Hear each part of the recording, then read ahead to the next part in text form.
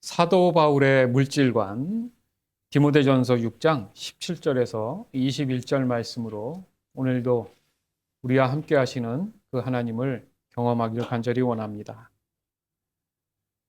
오늘날 그리스도인과 물질의 관계 굉장히 예민하면서 명확한 답을 강구하지만 여전히 사람들 그 마음 안에 뒤편에는 질문을 끊임없이 던지는 그런 부분들, 바로 그리스도인과 물질의 관계입니다.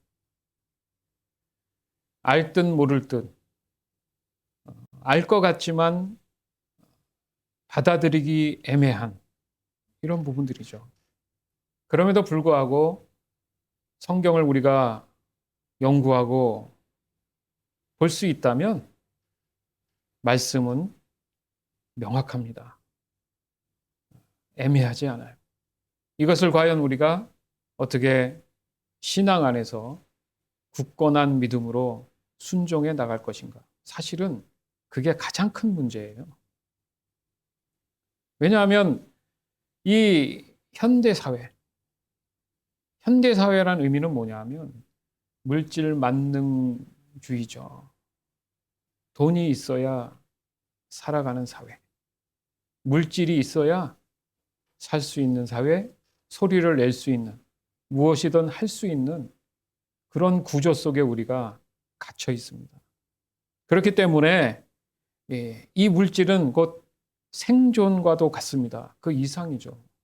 목숨을 걸 정도로 굉장히 사람들이 추구하고 쫓는 것이죠. 그것을 우리는 일명 성공이라고 말합니다. 권력이라고 말합니다.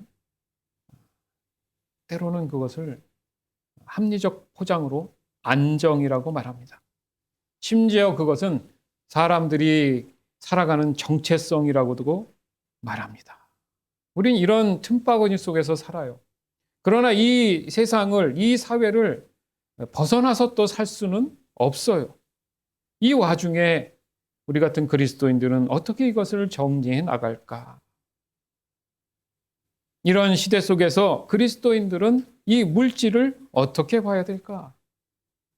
여전히 이것이 우리에게는 가장 큰 이슈로 남아 있다는 거죠.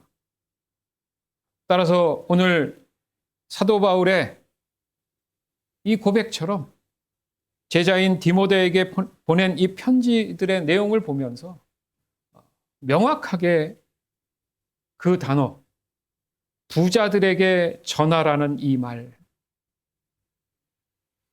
교회에 있던 어디에 있던 주변에 있었겠죠. 그 기준이 어디 있습니까? 많은 물질을 가진 사람들, 그들에게 전하십시오. 그리스도인의 물질관을 명확히 알아야 됩니다라고 사도 바울이 정리해주고 있습니다. 바로 이 본문이, 오늘 이 본문이 바로 사도 바울의 이 물질관을 가장 집약적으로 담고 있는 내용인 것입니다. 그렇게 봤을 때 우리가 몇 가지 생각해 볼 수 있습니다. 첫 번째가 물질은 하나님께서 후히 주시는 선물이다. 시작. 물질은 하나님께서 후히 주신 선물이다. 아멘. 디모데전서 6장 17절. 이 세상의 부자들에게 이 말을 전하십시오. 교만하지 말며 돈을 의지하지 말고 하나님께 소망을 두라고 가르치십시오. 하나님은 우리가 필요로 하는 모든 것을 주시며 또 그것을 누리게 하시는 분이십니다. 아멘. 자, 보세요. 가르치라고 하잖아요. 오늘날 저와 여러분이 나누는 것처럼 이렇게 가르쳐야 된다는 거예요. 무슨 말입니까? 방향을 제시해 줘야 된다는 얘기예요. 오늘 어떻게 보면 굉장히 중요한 핵심이 뭐냐면 방향입니다. 방향. 왜요? 부유함 자체가 죄가 아니라는 게 또한 핵심이에요. 하나님은 많은 사람들이 누리도록 우리를 창조하신 게 맞기 때문에 부유함에 대한 개념의 정의를 사람들 스스로 정하지 말라는 뜻이에요. 그래서 바울은 부한 사람들, 많이 소유한 사람들을 정죄한 것이 아니고요. 그들에게 전하라고 얘기합니다. 뭘요? 많이 가졌어? 그러면 그 물질을 가지고 어떤 방향으로 가야 될지에 대해서 얘기해 주라는 거예요. 너 많이 가졌으니까 너 잘못됐어. 정죄하는 게 아니라는 거예요. 물론 정직한 방법으로 소유를 해야겠죠. 그것까지 다 따지기엔 그렇고 이미 소유하거나 추구하는 것들에 대한 그 정의가 어디에 있느냐? 바로 어느 방향으로 갈지에 대한 이야기를 하는 거죠. 수단과 방법을 가리지 않고 많은 것을 소유하고 있는 것이 중요한 게 아니라 왜 그래야 되는지에 대한 그 부분이 바로 너는 어떤 방향을 바라보며 그 일을 하고 있느냐가 중요하다는 거예요. 즉, 올바른 방향을 제시해 주라는 거죠. 다시 말해서 부유함은 죄가 아니라는 그 이유, 그 전제를 가지고 어떤 거예요? 하나님께서 우리에게 후히 누리게 주시는 선물이에요, 선물. 선물은 그 사람에 대한 애정의 표현이잖아요. 그죠? 선물을 주면서 내가 너 그거 했으니까 얼마 줬으니까 영수증 줄 테니까 달라는 사람은 존재하지 않아요. 그 표현이에요, 지금. 이 세상에 누릴 수 있는 물질은 하나님이 주신 그냥 선물이에요. 그러니까 여러분들이 알다시피 모든 사람들이 지금 나름 이 물질들을 가지고 여러 가지 하고 있지 않습니까? 하나님이 허락하셨기 때문에 가능한 일이라는 거예요. 야고보서 1장 17절. 모든 선한 행위와 완전한 선물들은 빛들을 창조하신 하나님으로부터 위에서 내려오는 것입니다. 하나님께서는 결코 그림자처럼 변하는 일이 없으십니다. 아멘. 그림자는 모양만 바뀔 뿐이지 빛의 방향의 반대쪽에서 항상 존재하죠. 그것은 그 실체가 있는 그대로를 그림자가 보여준다는 의미예요. 이렇게 보면 모양이 달라진 것 같아도 그건 그 그림자는 그 물체를 얘기하듯이 하나님은 변함이 없다는 거예요. 어떤 측면에서 변함이 없습니까? 모든 선한 행위와 완전한 선물들, 그냥 거저 주시도록 누리도록 창조하신 우리에게 준 거기 때문에 도둑질 한다는 건 말이 안 되는 소리죠. 그래서 서로 나눠야 되는 거죠. 그럼 누구 걸 나누는 겁니까? 하나님 걸 나누는 거지. 자기 자신 걸 나눈다는 게 아니라는 거예요. 그러나 임시 너에게 맡긴다는 의미에서 부여해준 자기의 소유는 존재하죠. 그러나 그 소유 자체가 내 것이 아니라는 이 자유함이 있어야지만이 물질에서 자유할 수 있다는 얘기예요. 아멘? 그겁니다. 그래서 문제는 뭐냐? 물질이 죄가 될 수 있는 순간들이 존재한다는 거예요, 여러분. 이게 중요한 거예요. 몇 가지 제가 정리해 봤는데 한 3가지 정도로 보면 교만, 의존, 쾌락입니다, 보니까. 교만은 뭐예요? 내가 피땀 흘려서 얻은 거야. 여러분, 누님이 말씀드리지만 원죄 때문에 땀을 흘려야 소산을 얻는 거예요. 그러니까 누구 걸 가지는 거예요? 하나님의 원래 있던 자원들을 가질 수 있게끔 적어도 자격을 부여한 것이 땀을 흘려야 주는 거예요. 이해되십니까? 두 번째는 의존이죠. 하나님보다 이 물질, 이 재물들, 이런 것들을 내 인생의 기초나 기반으로 삼아서는 안 된다는 거죠.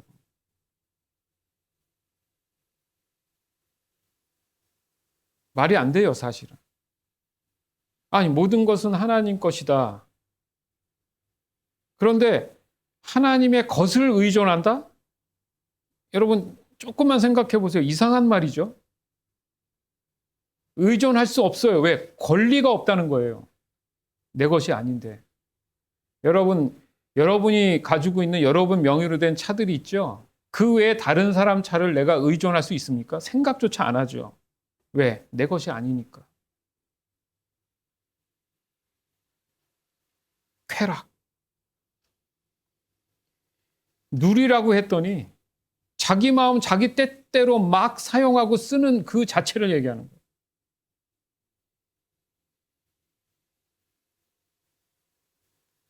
그게 바로 도리어 물질이 축복이 아니라 죄가 돼버릴 수밖에 없는 순간이 존재한다는 얘기를 하는 거예요. 그렇죠? 그러면 무엇을 우리가 인정해야 되느냐? 사람은 한계가 있다. 사람이 하나님이 될 수 없다. 아유, 내 힘으로 이루어 놨잖아. 내가 어떻게 했는데 이렇게 자랑하는 것 자체가 모순이라는 거예요. 하나님 입장에서는 네가 땀을 흘려야 소산을 얻게끔 내가 분명히 너에게 저주지만 그래도 먹고 살게 해줬는데 어떻게 너가 그렇게 얘기할 수 있니? 라고 당연히 얘기하신다는 거예요, 여러분. 하나님을 모르면 그렇게 주장을 하겠죠.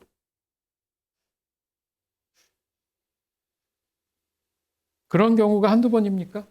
열심히 최선을 다해 모았는데 몸이 아파서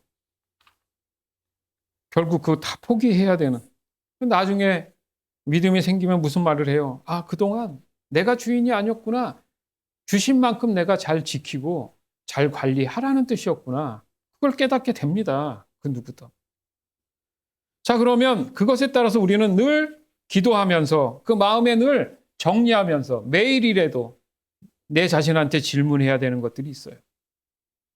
지금 내가 가진 것은 나의 능력의 결과일까? 하나님의 선물 은혜일까? 늘 질문을 해야 겸손해집니다. 나는 교만하게 재물을 자랑하거나 아니면 겸손히 사용하라고 했을까? 이런 질문을 늘 던져야 돼요. 그래야 그 신앙이 나를 지켜줍니다. 그래야 자유해요. 자꾸 물질을 쫓으면 그 물질이 달아나고 도망가기 때문에 사람들이 더 신경 쓰고 자꾸 거기에 따라가게 돼 있어요. 방향이 잘못될 수 있다는 거예요. 처음엔 좋았는데 방향이 틀어지니까 점점 벌어지기 시작하잖아요.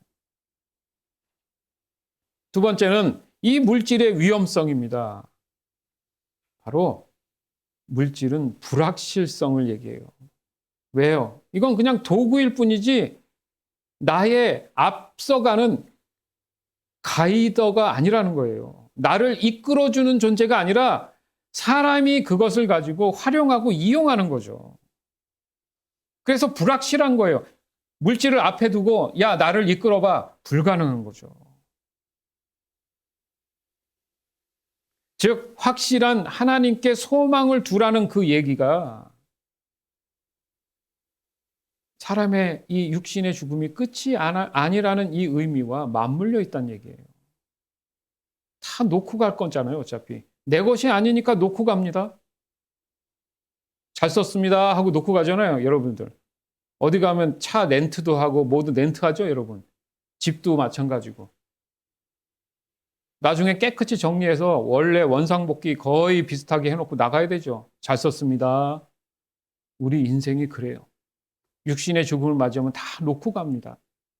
그게 증거예요. 내 것이 아니라는. 그러니까 도리어 이 육체도 물질이 돼버린 거예요. 그렇게 그냥 두고 가야 될 물질이 돼버린 거예요. 그러니까 이 세상의 것은 그냥 내 것이 아니라는 이 진리가 내 안에 온전히 정리가 다 있어야지만이 하나님이 말씀하시는 그 물질관을 정확히 내가 소유할 수가 있습니다.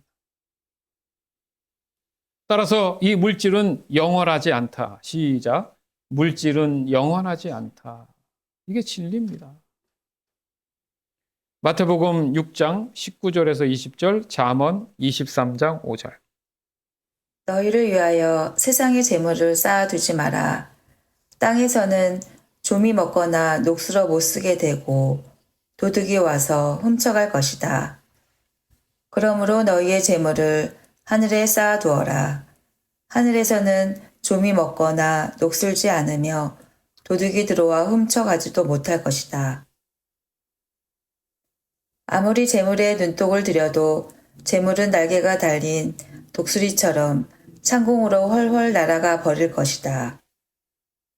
예, 여러분들 경험 많이 하잖아요. 내가 해서 모았는데 갑자기 엉뚱한 곳에서 그만큼 나가야 되는 경우도 생겨버리고, 좀 더 모으려고 그러면 또 손에서 빠져나가고, 물처럼. 이거 뭐 새삼스러운 얘기는 아니잖아요. 그건 내 것이 아닌 거예요. 자꾸 허공에 대고 손짓한다고 해서 될 일이 아닙니다.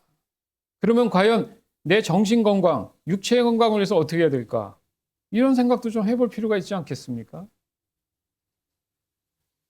즉, 이 세상의 재물을 성경은 뭐라 그럽니까? 정함이 없다. 말이 어려울 수 있어요. 정해진 게 없다는 거예요. 아까도 말씀드렸지만 방향을 모른다는 거예요. 왜?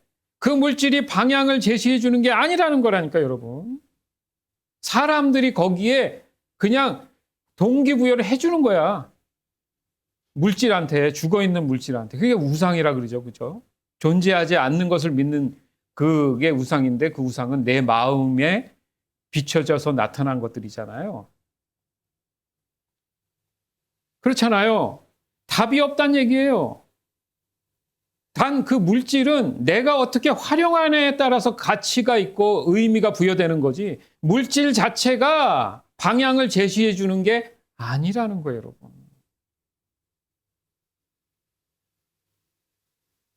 어느 날 돈이 나한테 와가지고, 아, 주인님, 요렇게 투자하면 아닌 것 같아요. 이쪽에 하시는 게 좋을 것 같아요. 이런 경우가 있습니까? 결국 투자는 누가 해요? 내가 하죠. 걔는 따라올 뿐이에요. 그냥 도구란 말이죠. 그래서 정함이 없다는 거예요. 방향 제시를 하지 못합니다.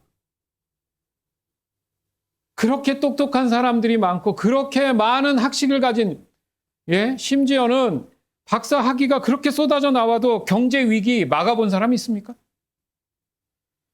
완벽하게 질병이 사라졌어요? 사건, 사고 사라졌습니까?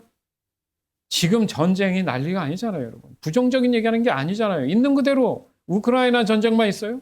지금 이스라엘하고 이란 난리가 났어요. 아니, 성경에도 그 옛날 이스라엘을 이란이 포로로 다 잡아갔는데 이젠 또 그 두 나라가 싸우는데 중간에 다른 나라들이 있잖아요. 그러니까 공중전을 하는 거예요, 지금. 미사일을 쏘고 세상에. 상상이 못 가요. 여러분 상상해 보세요. 지금 둘루스 시청에 미사일이 내려온다? 아, 지금 그러고 있다니까요, 여러분. 텔아비브에, 이스라엘의 그 지금 수도처럼 있는 텔아비브에 미사일이 막 이란이 쏟아졌죠. 또 못 참으니까 이스라엘이 또 이란에다가 쏟아내죠. 거기만 그래요, 지금. 온 세계가 지금 불안불안한데 끊임없이 벌어지는 이 요동 속에, 여러분,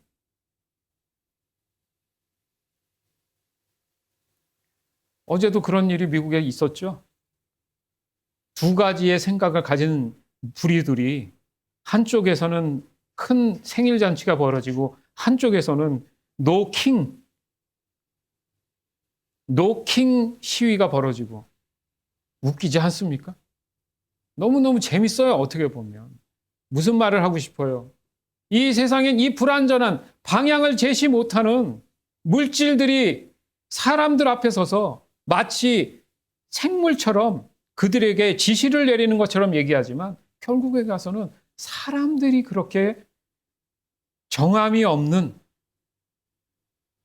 그 삶을 살아가면서 물질로 하여금 자신들을 이끌어달라는 어리석음을 지금 얘기하고 있는 거야. 아닙니까? 며칠 전에 또 인도에서, 여러분, 그 비행기가 사고율이 없는 비행기인데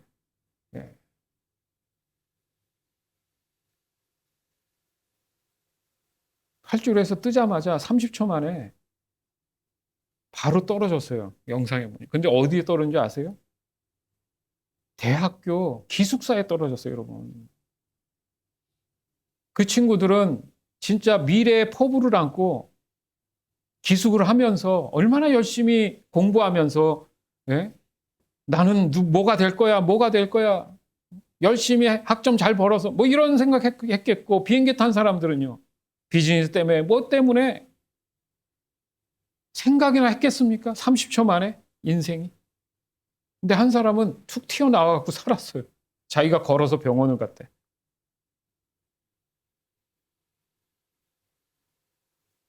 생각지도 못한 물질이 방향을 제시 못해요, 여러분. 왜? 내 것이 아니니까.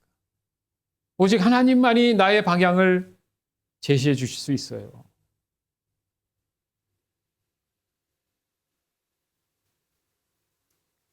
따라서 오직 이 물질, 재물도 창조하신 그 하나님만이 안전한 기초다. 하나님만이 안전한 기초가 되신다는 이 진리, 즉 하나님은 우리가 필요로 하는 모든 것을 주시며 그 모든 것 또한 누리게 하시는 분이시다. 누가요? 하나님이 그렇게 하신다. 거기서 자꾸 이탈되고 벗어나니까 조바심이 나고 불안하고 방향을 모르겠고 내가 이렇게 하는 게 맞나 이러고 싶고 그런 말들이 막 나오는 거예요. 내 스스로 고백하는 거야. 이게. 왜? 하나님이 그렇게 고백하게 하시는 거예요. 그래서 그 말을 내가 듣고 깨닫으라고, 여러분. 아닙니까?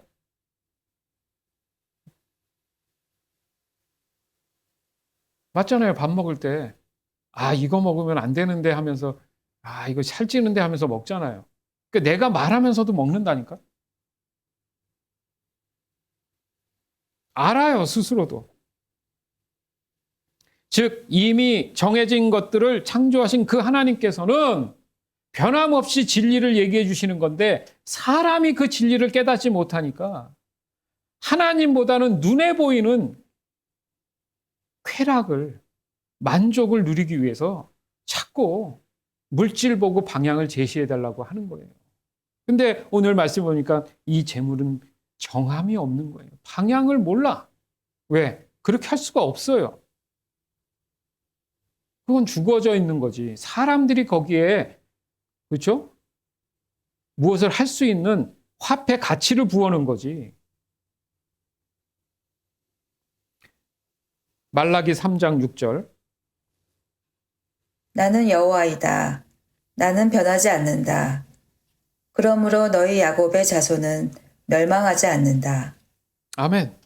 사람들은 안 될 거라고 얘기하지만 하나님은 안 되는 게 존재하지 않습니다. 그 사람들 스스로는 안 된다고 얘기하는 거예요. 그래서 이 모양 이 꼴이 우리가 되는 거예요. 그래도 소망 있는 것은 여전히 이 진리가 우리 안에 있다는 거예요. 이렇게 나누고 있다는 것 자체가 감사한 거예요, 여러분. 하나님 우리를 포기하고 있지 않다는 증거죠. 사람을 창조하신 그 하나님은 모든 사람의 필요를 완벽하게 아시는 분이다. 이거 잊지 마세요. 누구는 알고 모르는 게 아니라 저뿐 아니라 우리 사랑하는 우리 예수성경교회 지체들뿐 아니라 수많은 모든 사람들 믿던 안 믿던 그 사람에게 가장 적절한 것이 무엇인지 완벽하게 아시는 분이에요. 그러니까 하나님께 그 아신다는 그 내용들에 대한 방향을 물어봐야죠. 그게 기도죠. 마태복음 6장 31절에서 34절. 그러므로 무엇을 먹을까, 무엇을 마실까, 혹은 무엇을 입을까 하면서 걱정하지 마라. 이런 걱정은 이방 사람들이나 하는 것이다. 하늘에 계신 너희 아버지께서는 너희에게 이 모든 것이 필요한 줄을 아신다. 먼저 아버지의 나라와 아버지의 의를 구하여라. 그러면 이 모든 것들이 너희에게 덤으로 주어질 것이다. 그러므로 내일 일을 걱정하지 마라. 내일 일은 내일 걱정할 것이고 오늘의 고통은 오늘로 충분하다. 아멘. 좀 해봅시다, 이렇게. 아니, 말씀이 이러니까, 아씨, 오늘 뭐 먹지? 그런 거 하지 않고, 흐름대로 타 봅시다.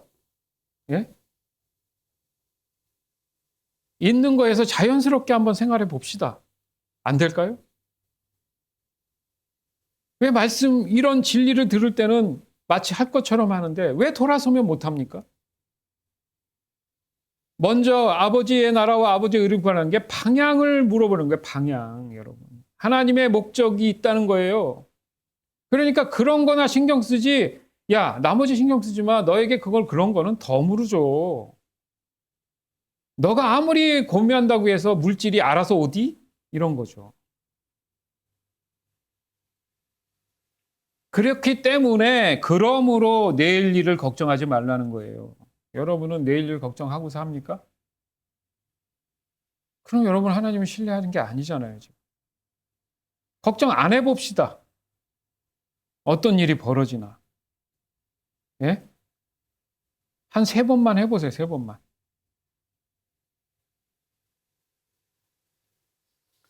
내 스스로에게 질문을 다시 한번 던져보기 원합니다.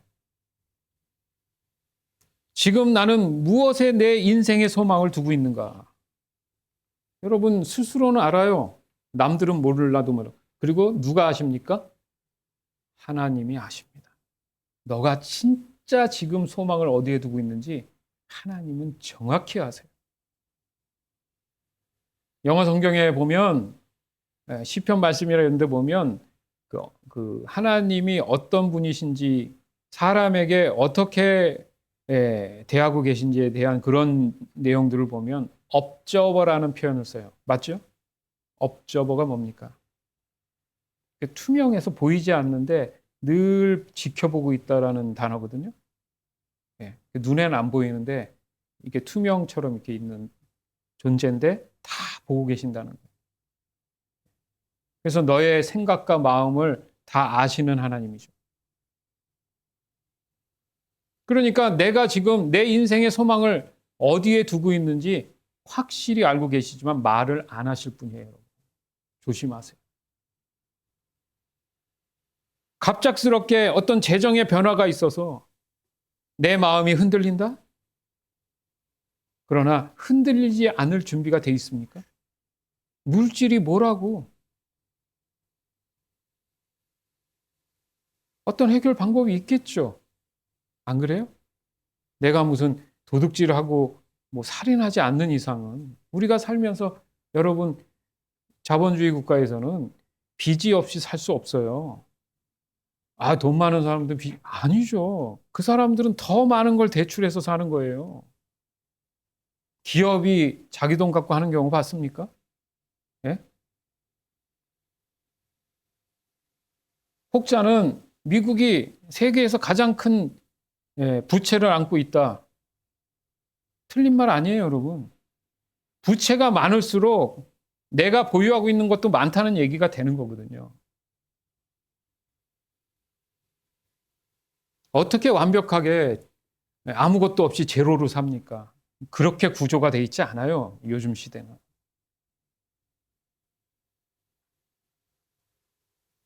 중요한 게 뭡니까?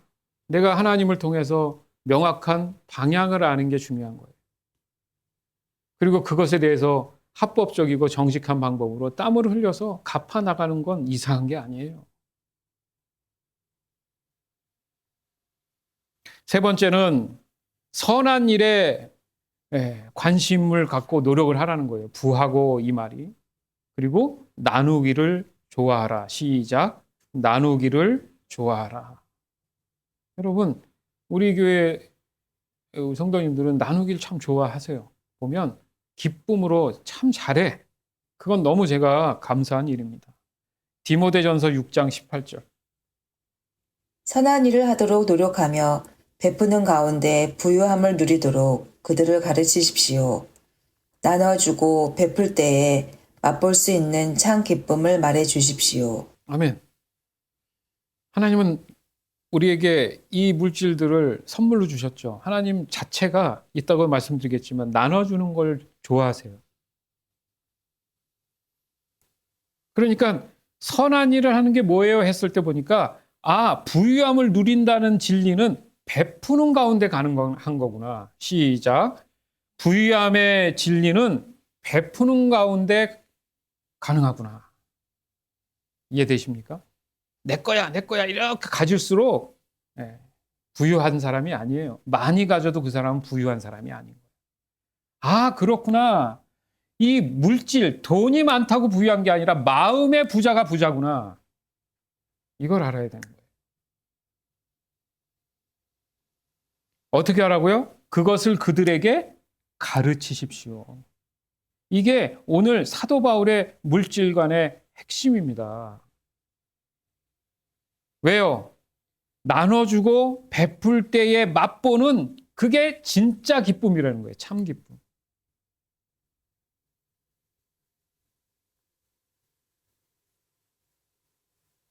무슨 말입니까? 성경을 보면 하나님이 부자에게 맡기신 책임이 있다는 얘기를 하는 거예요. 부자 청년 얘기 맨날 하죠. 내가 너한테 그만큼 맡겼잖아. 맡긴 이유가 있어. 그것을 가난한 자들에게 베풀고 이 얘기를 하잖아요. 여러분, 맡긴 거예요.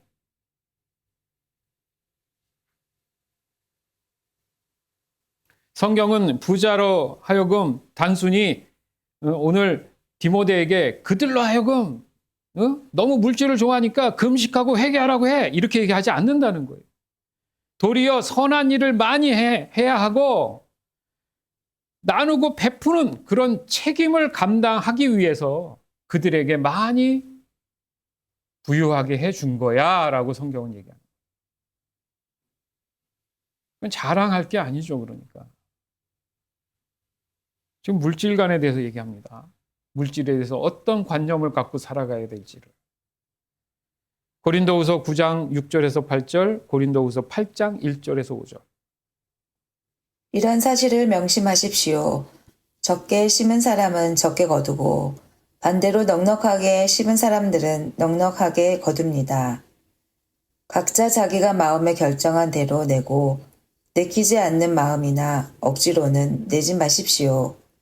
하나님께서는 흔쾌히 내는 사람을 사랑하십니다. 하나님께서는 여러분이 모든 일에 필요한 것을 언제나 다 가지고 모두 선한 일을 넘치게 할 수 있도록 여러분에게 모든 은혜를 베풀어 줄 수 있는 분이십니다.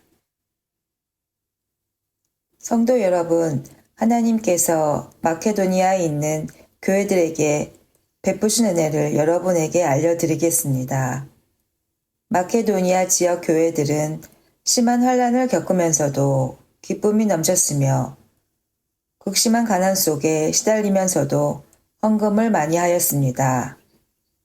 나는 그들이 할 수 있는 만큼만 아니라 능력 이상의 것을 드렸다고 확실하게 말할 수 있습니다. 그것도 자원에서 말입니다. 그 교회들은 이런 은혜와 성도들을 섬기는 일에 자기들도 참여하게 해달라고 우리들에게 간절히 부탁하였습니다. 그들은 우리가 기대했던 것 이상으로 먼저 자신을 주님께 드리고 난 후에 하나님의 뜻대로 우리에게도 주었던 것입니다. 아멘. 보세요. 방향이 이 마케도니아선 이 방향이 어떻게 돼 있어요? 먼저 자신을 주님께 드리고 난 후에. 그러니까 마음이 부자인 사람이 진짜 부자인 거예요. 예? 쫄부들은 아무리 많이 가져도 마음에 기쁨이 없어요. 맨날 마음의 평안을 기도하지만 왜 안 되느냐?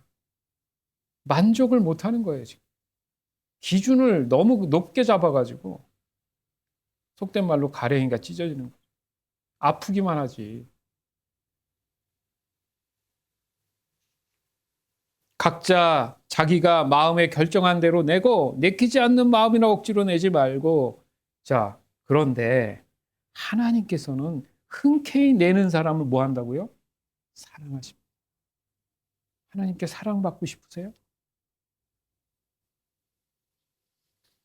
세 번째는 나눔은 하나님의 성품입니다.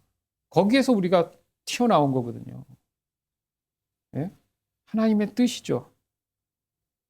그렇게 사람들을 창조하셨잖아요. 이 자체가 부자의 개념인 거예요. 이 자체가 부자의 개념인 거예요, 여러분.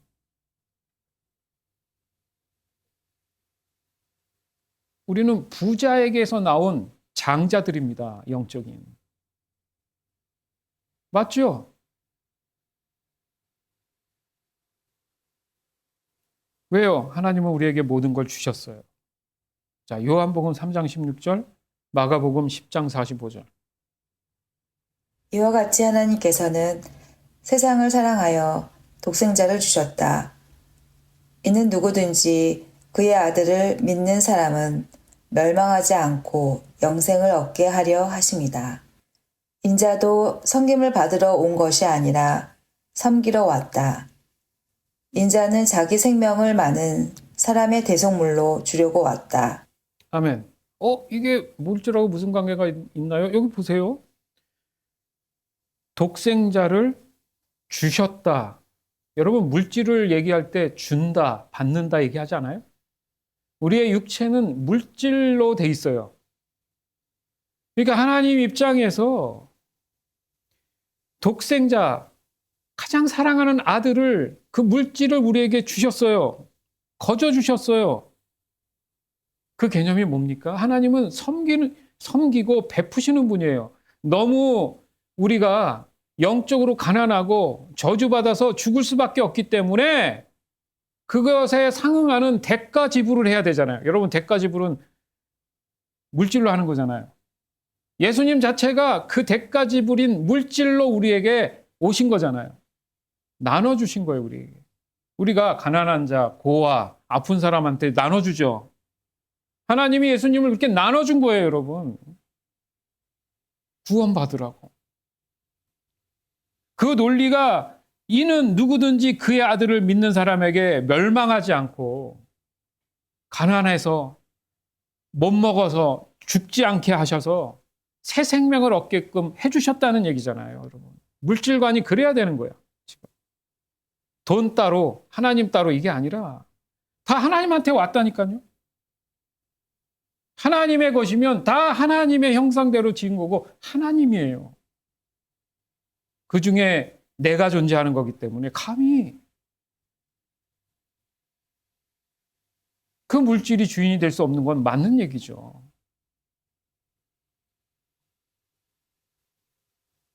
예수님의 이 겸손함.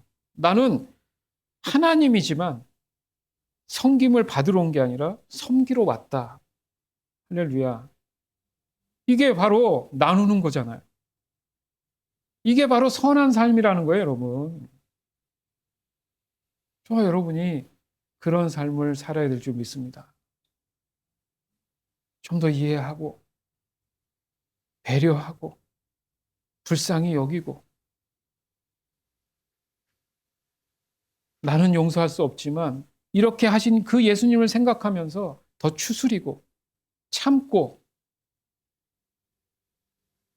그걸 원하시는 거예요. 자꾸 돈 하지 말고 더 중요한 핵심, 방향을 잘 잡고 정함이 있는 곳으로 가기를 원하시는 거예요. 더 중요한 게 있다는 거죠. 그렇듯 하나님의 형상대로 지음받은 저와 여러분이잖아요. 그렇죠? 하나님을 닮은 거예요. 그래서 똑같이 하나님이 될 수는 없지만 그 닮은 모습이 뭡니까? 그래서 우리 마음에 불쌍하면 아유 안타깝다 도와주고 싶 이런 마음이 왜 생길까? 어디서 왔죠? 그 마음이 하나님께로부터 온 거죠. 왜? 하나님이 그러신 분이니까. 내 스스로에게 내 자신한테 그래서 질문할 필요가 또 있습니다. 나는 선한 일에 얼마만큼 투자하고 있는가? 나는 선한 일에 얼마만큼 투자하고 있는가? 그것도 이용해 먹는 사람들이 있네요. 네? 성교비 좀 어디 보내주고 어려운 어떤 도와준다고 해서 순수하게 보냈더니 나중에 봤더니 그 재정 관리하는 사람이 그걸 가지고 잘못된 짓을 하고 너무 또 그게 상처가 되니까 사람들이 또 신뢰를 못해. 저희 교회도 그런 예전에 지금도 여전하지만 있어서 도와주는 게 아니잖아요. 더 기도하면서 정말 힘들고 어려운 그런 사람들이 있는 곳을 찾아가고 싶은 건 진짜 변함없죠, 저희도. 또 하나는 나는 누군가를 향한 관대한 손을 가지고 그 사람의 손이 되어 본 적이 있느냐 이거예요. 예? 관대한 손. 내가 먼저 손을 내밀어 줄 수 있는.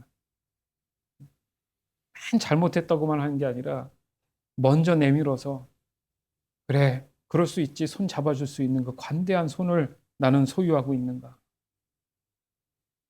왜? 하나님이 지금 관대한 손으로 예수님을 우리에게 보내주셨잖아요. 저와 여러분도 그런 선한 일에 투자하고 어떤 누구든 간에 관대한 손을 소유한 귀한 하나님의 자녀가 되어야 될 줄 믿습니다.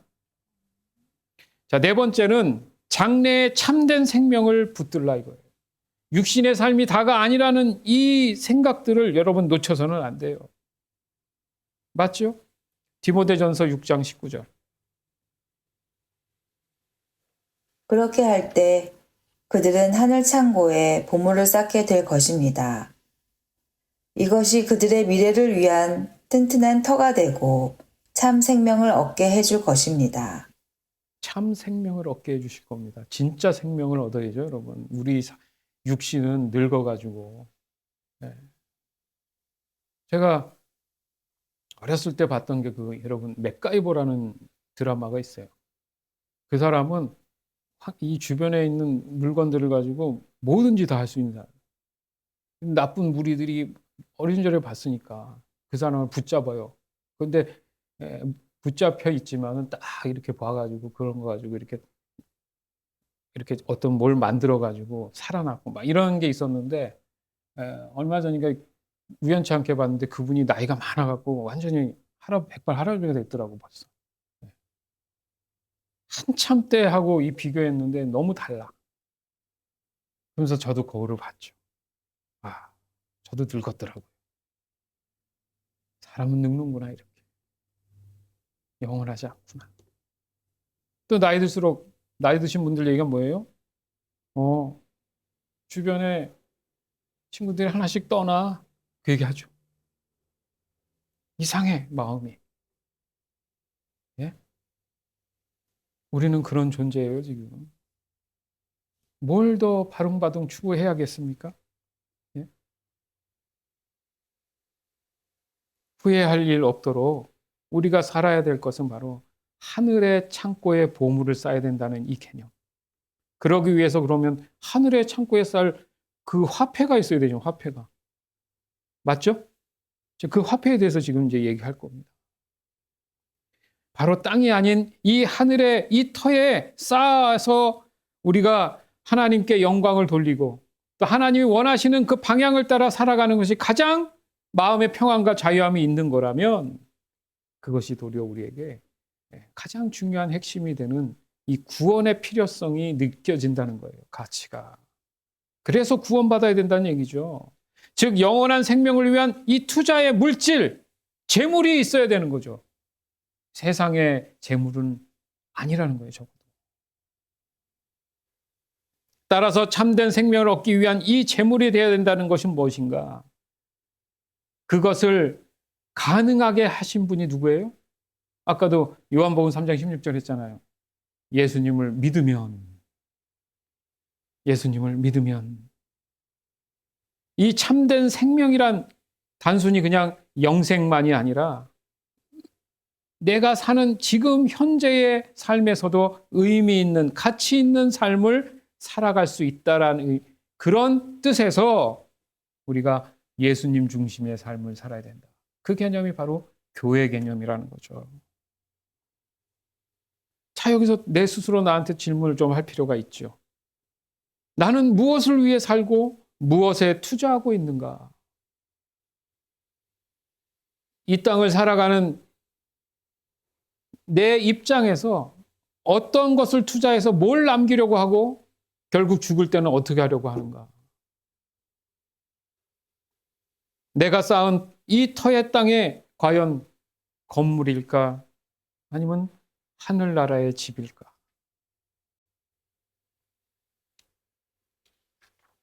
마지막으로 다섯 번째, 이제 말씀합니다. 맡은 복음을 지키라. 이게 하늘나라의 집을 내가 살 수 있는 화폐예요, 화폐. 영적인 화폐. 맞죠? 맡은 복음이니까. 복음이 유일하게 천국에 들어갈 수 있는 화폐입니다. 디모데전서 6장 20절에서 21절. 디모데여, 하나님께서는 그대에게 많은 것을 맡기셨습니다. 그것을 잘 간직하고 하나님을 대적하며 어리석은 말을 하는 사람을 멀리 하십시오. 진리를 떠나 변론하는 사람들을 그들의 지식을 참된 지식이라고 말하지만 그것은 결코 지식이 아닙니다. 오히려 그들은 참된 믿음을 떠난 자들입니다. 하나님의 은혜가 그대와 함께 하기를 빕니다. 아멘. 참 따뜻한 말이에요. 하나님의 은혜가 그대와 함께하기를 빕니다. 이 복음은 우리에게 맡겨주신 화폐, 보물입니다. 그래서 어떻게 하라 그래요? 그것을 잘 간직하고 그 화폐를 잘 활용하는 방법은 하나님을 대적하고 또 어리석은 말을 하는 사람들 어떻게 해요? 멀리해라. 제발 멀리하세요. 싸우려고 하지 말고 논쟁하려 하지 마세요. 네. 진리를 떠났다는 게 뭐예요? 하나님 말씀을 지키지 않는 사람들, 엉뚱한 얘기로 합리화하는 게 변론이잖아요. 그런 사람들의 지식이 사람들은 대단하다 하지만 그건 참된 지식이 아니다 이거예요. 오히려 그들은 참된 믿음에서 떠난 자들이다. 복음의 화폐를 잃어버린 자들이다. 즉 하늘의 보물을 쌓을 수 있는 영적인 유일한 화폐가 바로 복음을 지키는 일입니다. 물질은 맡기는 것이라기보다는 여러분 소비하는 거에 관점이 있어요. 자, 거꾸로 생각해야 됩니다. 내가 많이 소비하기 위해서 물질을 갖는 거예요. 많이 물질을 가지면서 소비하는 게 아닙니다. 사람들 생각에 뭐도 사고 싶고 뭐도 사고 싶고 하죠. 소비하고 싶은 거예요. 많은 걸 소비하기 위해서 물질을 갖는 거예요. 무슨 말입니까? 소비는 사라진다는 얘기예요. 그러나 복음의 화폐는 사라지지 않아요. 영원한 샘물과도 같습니다. 끊임없이 올라와요. 그래서 영원한 거예요, 여러분. 즉 복음은 뭔가 우리의 삶을 보호해주고 하나님께로 인도하는 명확한 방향을 제시해주는 진짜 참 화폐인 겁니다. 참 물질인 거예요. 그래서 사도 바울은 디모데에게 지켜라, 지켜라, 지켜라를 반복합니다. 우리가 늘 얘기하는 믿음을 지키는 문제는 바로 복음을 지킴으로 인해서 그 화폐를 잘 관리함으로 인해서 우리가 하늘나라의 정말 영적인 그 집을 지을 수 있는 그 자원을 보유하게 된다는 거죠. 이것은 영적 청지기의 역할을 지금 강조하는 거예요. 무슨 말입니까? 오늘날 지금을 살아가는 그런 우리의 삶을 이야기해 주는 겁니다. 더 나아가서는 믿음으로 사는 그 그리스도인에 대한 삶이 무엇인지, 그 정체성이 무엇인지 명확히 그 방향을 제시해 주고 있는 겁니다. 거짓된 그 지식이 위험하다는 이유가 거기 있는 거예요. 복음 안에서의 삶을 방해하고 혼란스럽게 하고 세상을 더 사랑하게 만듭니다. 그 미혹이 바로 물질주의라고 얘기하죠. 성공주의라고 얘기하죠. 자기중심적인 삶이라고 얘기하는 겁니다. 즉 오늘날 많은 그리스도인들 또한 복음보다 성공 철학에 흔들리고 있는 게 현실이에요. 이럴 때 나에게 질문을 던져야 됩니다. 나는 복음을 내 인생의 화폐로서의 중심으로 지켜내고 있는가? 나의 물질, 재물, 이 사용은 복음을 드러내기 위한 것인가? 항상 질문해야 돼요. 네? 주 안에서 사랑하는 여러분, 세상은 말합니다. 더 많은 것을 가져야 행복하다. 더 소유해야 성공한다. 아니요. 더 많이 소비하기 위해서 가지려는 집착 때문에 늘 그 돈이 아까 말씀처럼 흩어지고 잡으면 날아가 버리는 겁니다. 그렇죠. 성경은 반대로 얘기합니다. 족한 줄 알아라. 너한테 그렇게 유익이 되지 않아. 방향을 제시 주신 게 아니야. 그렇기 때문에 모든 것의 주인 되시는 물질을 만드신 하나님께 소망을 두어라. 이렇게 얘기하는 거예요. 정리해 봅니다. 오늘 사도 바울의 물질관. 자, 물질의 본질, 재물의 본질은 하나님이 후회해 주시고 누리는 선물이다. 기억하십시오. 물질, 이 재물의 유혹은 교만, 의존, 정함이 없는 불완전한 미래라는 사실을 먼저 여러분들 딱 정리해 놔야 됩니다. 그리고 물질, 이 재물의 목적이 어디에 있느냐? 선한 일, 나눔, 복음의 도구가 되어야 한다는 사실을 잊지 마세요. 그러기 위해서 믿는 자로서 올바른 태도가 뭐냐? 하나님께 소망을 두고 스스로 자족할 줄 아는 마음을 두고 더 나아가서는 복음의 화폐로 하늘의 터에 내 집을 짓는 그 영적인 소망을 가지고 쌓아나가야 된다. 그러기 위해서 최우선적인 가치가 뭡니까? 복음의 화폐, 그 진리를 지키는 일에 우리가 늘 방향을 잡고 있어야 됩니다. 우리는 하나님께서 우리에게 맡기신 물질, 그것을 향한 우리의 마음 자세에 대해서 늘 말씀을 통해서 확인해 주고 계세요.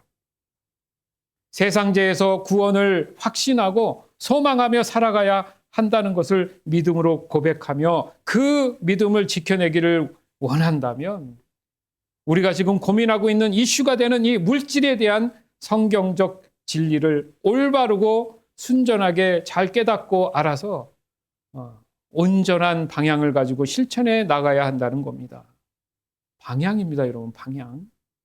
방향이 중요한 거예요. 단순히 미뤄서 될 문제가 아닌 거예요. 세상에 죄된 이 물질은 하나님을 멀게 합니다. 명심하세요. 제발 부탁입니다. 하나님을 여러분 떠나서는 안 돼요. 따라서 정함이 없는 이 불완전한 세상의 이 물질관에서 정함이 있는 완전한 그 방향이 있는 오늘 본문의 이 사도 바울의 이 물질관을 다시금 여러분 스스로가 정리하고 받아들여서 영원한 참 생명을 위한 이 복음의 영적 화폐를 잘 활용해 나가는 여러분의 삶이 되기를 이 시간 주 예수 그리스도 이름으로 간절히 축원합니다. 아멘.